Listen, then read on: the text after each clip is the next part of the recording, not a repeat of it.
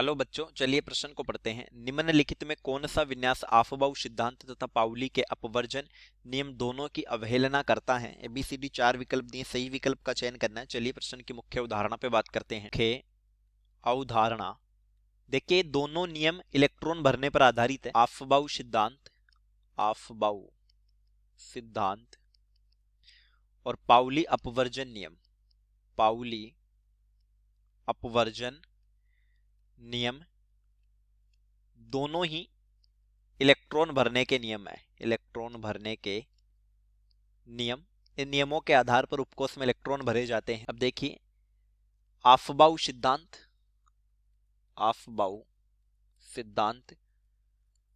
और इस तरफ देखते हैं पाउली अपवर्जन नियम, दोनों में क्या अंतर है।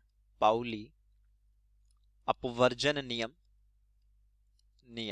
देखिए, आफबाउ सिद्धांत कहता है कि पहले कम ऊर्जा के उपकोष को पूर्ण भरो, फिर अधिक ऊर्जा के उपकोष में इलेक्ट्रॉन भरो। पहले कम ऊर्जा के उपकोष में इलेक्ट्रॉन भरे, तब अधिक ऊर्जा के उपकोष को पूर्ण करें। अधिक ऊर्जा के उपकोष में इलेक्ट्रॉन भरे, उपकोष में इलेक्ट्रॉन भरे।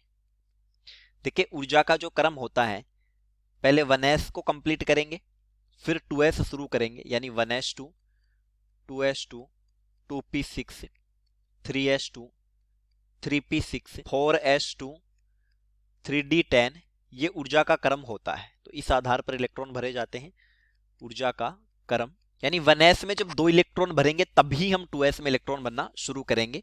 पाउली अपवर्जन नियम कहता है एक कक्षक में विपरीत चक्रण के अधिकतम 2 इलेक्ट्रॉन भरे जाते हैं। अधिकतम 2 इलेक्ट्रॉन भरे जाते हैं यानी चक्रण अलग अलग होना चाहिए। एक इलेक्ट्रॉन अगर दक्षिणावर्त घूर्णन दर्शाता है तो दूसरा वामावर्त होगा, यानी इस तरीके से होगा जैसे एक कक्षक है, इसमें 2 इलेक्ट्रॉन है तो एक का घूर्णन दक्षिणावर्त है तो दूसरा फिर वामावर्त होगा।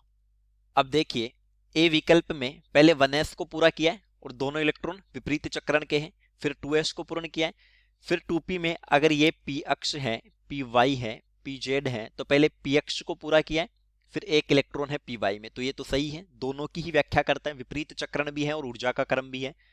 बी में वही पहले 1s को पूरा किया, फिर 2s को पूरा किया, फिर 2p में px में, py में, और फिर एक इलेक्ट्रॉन अयुग्मित है वो pz में दर्शा दिया। तो ये भी सही है, विपरीत चक्रण भी है।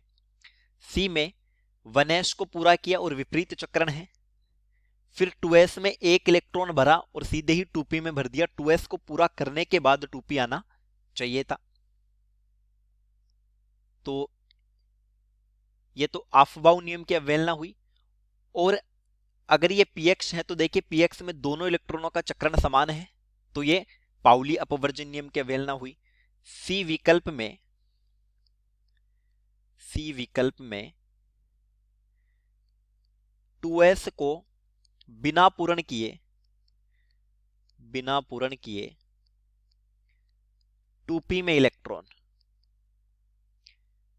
अर्थात आफबाउ नियम की अवहेलना, आफबाउ नियम की अवहेलना। px में दोनों इलेक्ट्रॉनों का समान चक्रण है तो ये पाउली के नियम की अवहेलना हो जाती है।